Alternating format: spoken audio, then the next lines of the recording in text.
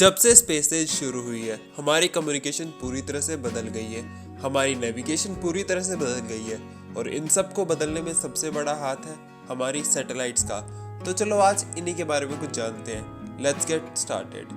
Satellite word का पहली बार इस्तेमाल हुआ था 1660 के दशक में। ये किया था जोहानस केपलर नाम के एक एस्ट्रोनॉमर ने जुपिटर के मून्स को डिस्क्राइब करने के लिए, और तब से लेके आज तक ये वर्ड हमारी वोकैबुलरी में अटक गया।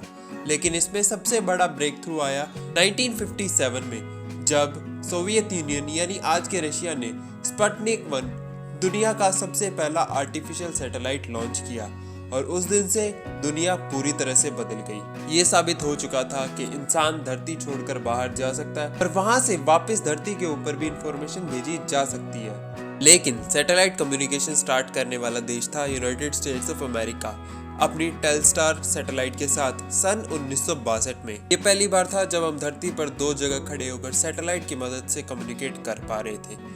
लेकिन इस स्पेस रेस में इंडिया शामिल हुआ 1975 में अपनी आर्यभट्टा सैटेलाइट के साथ, और आज इंडिया के पास 53 ऑपरेशनल स्पेस सैटेलाइट्स हैं और इंडिया का satellite communication system Indo Pacific region में सबसे बड़ा है। इस सिस्टम का नाम है the Indian national satellite system और शॉर्ट में इनसैट।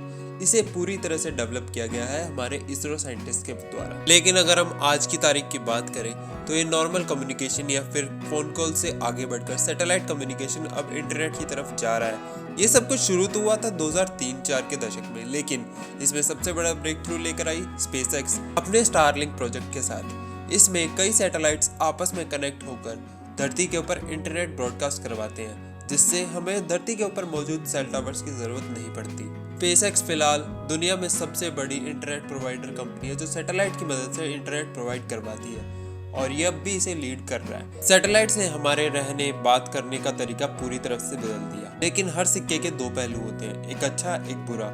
इतनी सब अच्छाइयों के साथ सैटेलाइट कम्युनिकेशन एक प्रॉब्लम भी लेकर आई, स्पेस जंक की प्रॉब्लम। ये तो बात हम सब लोग जानते हैं कि कोई भी चीज़ हमेशा के लिए नहीं होती, और ये जितनी भी सैटेलाइट्स ऊपर जा रही है ये कभी ना कभी तो खराब होंगी ही। इनका समय भी कभी पूरा होगा, और जैसे ही किसी सैटेलाइट का समय पूरा होता है तो इसके पास दो रास्ते होते हैं। या तो ये सैटेलाइट धरती के ऊपर वापस गिर जाए, या फिर ये स्पेस में ही घूमती रहे अपना ऑर्बिट थोड़ा सा बदल कर। धरती के ऊपर सैटेलाइट को गिराने में कई अड़चने आ सकती हैं। एक तो धरती के ऊपर पहले ही कचरा बहुत ज्यादा है, हम और कचरा अफोर्ड नहीं कर सकते, और दूसरी चीज ये कई बार काफी डेंजरस हो सकता है, क्योंकि धरती पर आते समय हर सैटेलाइट पूरी तरह से जलने लगती है और ये डेब्रिस धरती पर काफी दूर तक फैल सकती हैं। और अगर इन्हें अपने ही ऑर्बिट में रखा जाए तो ये हमेशा के लिए उसी ऑर्बिट में फंसी रहती है, और जब हम अपने किसी रॉकेट के साथ धरती से बाहर निकलने की कोशिश करते हैं तो ये हमारे सामने एक कचरे की तरह अड़ सकती है, और ये स्पेस जंक की प्रॉब्लम आज बहुत बढ़ चुकी है। अगर इसे सॉल्व नहीं किया गया तो आने वाले कुछ सालों में हमारा धरती से निकलना काफी मुश्किल हो सकता है। इस प्रॉब्लम का सॉल्यूशन ढूंढने के लिए नासा और जापान आपस में मिलकर काम कर रहे हैं। इस प्रॉब्लम का जवाब हो सकता है एक लकड़ी से बनी सैटेलाइट। दरअसल नासा और जापान आपस में मिलकर एक ऐसा सैटेलाइट बना रहे हैं जो पूरी तरह से लकड़ी से बना होगा, और जैसे ही इस सैटेलाइट का काम पूरा हो जाएगा ये धरती के एटमॉस्फेयर में वापस एंटर होगा और पूरी तरह से जलकर खाक हो जाएगा। इससे ना तो स्पेस जंक की प्रॉब्लम बढ़ेगी, और ना ही धरती के ऊपर किसी को नुकसान होगा, और ना ही धरती के ऊपर कोई कचरा बढ़ेगा। सैटेलाइट को लॉन्च किया जाएगा 2024 में, और इसका नाम होगा लिग्नोसैट। लिग्नोसैट को बनाया जाएगा मंगोलिया नाम की एक लकड़ी के साथ। इससे जुड़े हुए सभी टेस्ट्स को भी पूरा कर लिया गया है, और आशा करते हैं ये जल्दी से जल्दी सफल हो जाए। 1975 में पहली सैटेलाइट का लॉन्च करना हो, या फिर आज एक साथ कई सौ सैटेलाइट्स को एक साथ लॉन्च करना, हम इंसान काफी दूर तक आ चुके हैं। पहले स्टील की सैटेलाइट्स बनाना हो, या फिर आज लकड़ी की सैटेलाइट्स बनाकर ट्राई करना, हम इंसान आगे बढ़ रहे हैं, और इसमें हमारा साथ दे रहा है हमारा दिमाग और हमारी सैटेलाइट्स।